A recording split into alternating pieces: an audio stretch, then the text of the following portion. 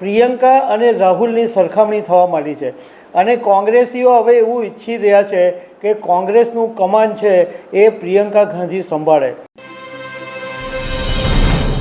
લોકસભામાં 2 દિવસની ચર્ચાએ કોંગ્રેસની અંદર આખું ચિત્ર બદલાઈ ગયું છે અને કોંગ્રેસના નેતાઓ હવે પ્રિયંકા ગાંધીની સામે આશાભરી નજરે જોઈ રહ્યા છે, કારણ કે પ્રિયંકા ગાંધીએ લોકસભાની અંદર એવું આક્રમક ભાષણ આપ્યું કે કોંગ્રેસવાળા એકદમ ખુશ થઈ ગયા છે અને પ્રિયંકા અને રાહુલની સરખામણી થવા માંડી છે અને કોંગ્રેસીઓ હવે એવું ઈચ્છી રહ્યા છે કે કોંગ્રેસનું કમાન છે એ પ્રિયંકા ગાંધી સંભાળે.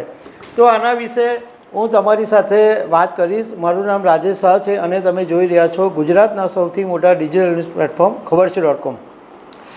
કોંગ્રેસની અંદર છેલ્લા 48 કલાકમાં ચિત્ર બદલાઈ ગયું, કારણ કે હમણાં સંસદની અંદર જે શિયાળુ સત્ર શરૂ થયું એ 1 ડિસેમ્બરથી શરૂ થયું અને સરકારે 8 ડિસેમ્બરે વંદે માતરમની 150મી વર્ષગાંઠ પર ચર્ચા રાખી હતી અને 9 ડિસેમ્બરનો દિવસ જે સરનો મુદ્દો છે એના પર ચર્ચા કરવા માટે રાખ્યો હતો. એટલે એ દિવસ એ રીતે નક્કી થયો હતો.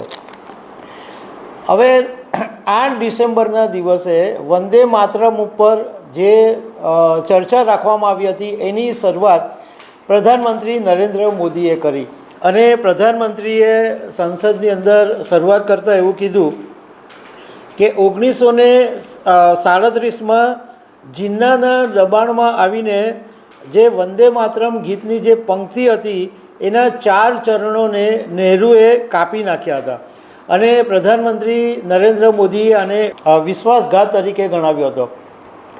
હવે જ્યારે 8 તારીખે વંદે માતરમની 150મી વર્ષગાંઠ પર લોકસભામાં ચર્ચા થઈ ત્યારે રાહુલ ગાંધી ગેરહાજર હતા અને રાહુલ ગાંધી લોકસભામાં વિપક્ષ નેતા છે, એટલે કોંગ્રેસ પક્ષે આનો જવાબ આપવા માટે પ્રિયંકા ગાંધીને જવાબદારી સોંપેલી હતી.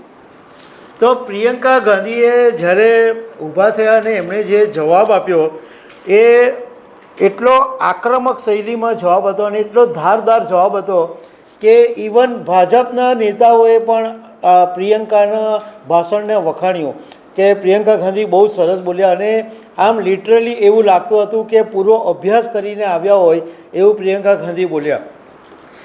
પ્રિયંકા ગાંધી વાડ્રાએ એવું કીધું પ્રધાનમંત્રી નરેન્દ્ર મોદીનું ભાષણ પૂરું થયા પછી કે એમણે 1937નો જે નહેરુના પત્ર હતો એનો આખો સંદર્ભ વાંચીને સંભળાવ્યો અને એવું કીધું કે મહાત્મા ગાંધી, સરદાર વલ્લભભાઈ પટેલ અને રવિન્દ્રનાથ ટાગોરની હાજરીમાં એવો નિર્ણય લેવાયો હતો કે માત્ર 2 ચરણોને જ રાષ્ટ્રીય ગીત તરીકે માન્યતા આપવી જોઈએ, કારણ કે બાકીના જે 4 ચરણો છે એ સાંપ્રદાયિક તણાવ વધારી શકે એમ હતા, પણ એમ છતાં ઠીકરું નહેરુ પર ફોડવામાં આવે છે.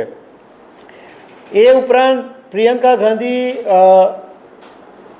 જ્યારે વાત કરતા હતા ત્યારે એમના ચહેરા પર સ્મિત પણ હતું અને એ સ્મિતને કારણે પણ લોકો અભિભૂત થઈ ગયા અને વાતમાં પ્રિયંકાએ એવું પણ કીધું કે કામ કરો, નહેરુ માટે એક દિવસ નક્કી કરી લો અને એ દિવસે એમના વિરુદ્ધમાં જેટલા આરોપો, અપમાનો જે કંઈ પણ હોય એની એક યાદી તૈયાર કરો અને એની પર ચર્ચા કરીને આ ચેપ્ટર ક્લોઝ કરી દો, કારણ કે વારંવાર તમારી પાસે નહેરુ સિવાય કોઈ મુદ્દો હોતો નથી.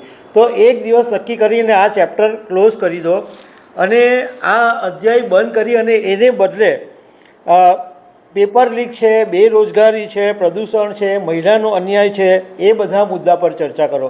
એમણે તો એમ પણ કીધું કે વંદે માતરમ પર ચર્ચા કરવાની જરૂરત જ નથી, કારણ કે વંદે માતરમ તો એ દેશની આત્માનો એક ભાગ છે, એ બધાને ખબર જ છે અને આટલા વર્ષો પછી એની ચર્ચા કરવાનો કોઈ મતલબ નથી.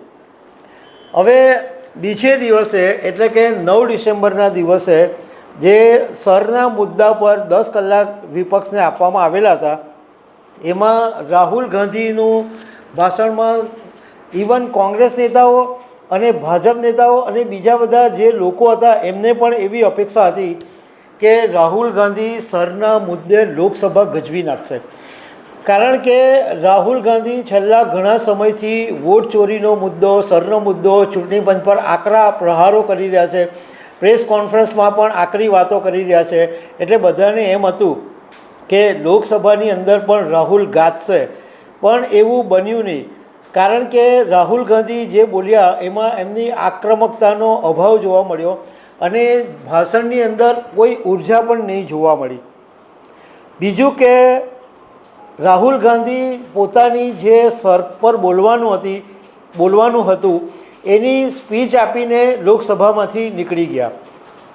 હવે કોંગ્રેસના લોકો અને રાજકારણના જાણકાર લોકો એ રીતના સરખામણી કરી રહ્યા છે કે જ્યારે 8મી ડિસેમ્બરે પ્રિયંકા બોલ્યા ત્યારે એમનો સામનો પ્રધાનમંત્રી નરેન્દ્ર મોદીની સાથે થયો. કારણ કે પ્રધાનમંત્રી નરેન્દ્ર મોદી લોકસભામાં હાજર હતા અને રાહુલ ગાંધી જ્યારે 9 તારીખે બોલ્યા ત્યારે એમનો સામનો એટલે 10મી તારીખે એમનો સામનો કેન્દ્રીય ગૃહમંત્રી અમિત શાહની સાથે થયો.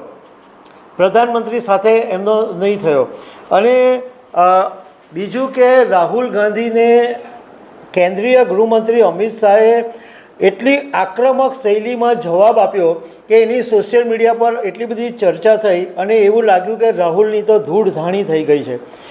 એટલે બીજું કે રાહુલ ગાંધી અત્યારે સંસદ ચાલુ છે 20 ડિસેમ્બર સુધી અને એ પહેલાં રાહુલ ગાંધી 15 ડિસેમ્બરથી 20 ડિસેમ્બર જર્મની પ્રવાસે ઉપડી જવાના છે. તો એના માટે પણ કોંગ્રેસના લોકો અંદર ખાને નારાજ છે કે રાહુલ ગાંધી લોકસભાની ગંભીરતા સમજતા નથી અને જ્યારે મુદ્દાને ખરેખર ઉપાડવાનો હતો ત્યારે ઢીલા પડી ગયા.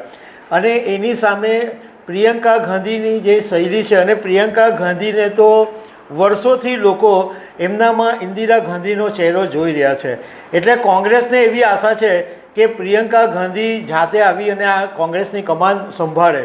પણ હવે પ્રિયંકા આ કમાન લેશે કે નહીં એ એક મોટો સવાલ છે. પણ ચર્ચા શરૂ થઈ ગઈ છે કે પ્રિયંકા ગાંધી વધારે આક્રમક છે. તો દર્શક મિત્રો, આવી અનેક વાતો સાથે અમે તમને મળતા રહીશું. Thank you very much.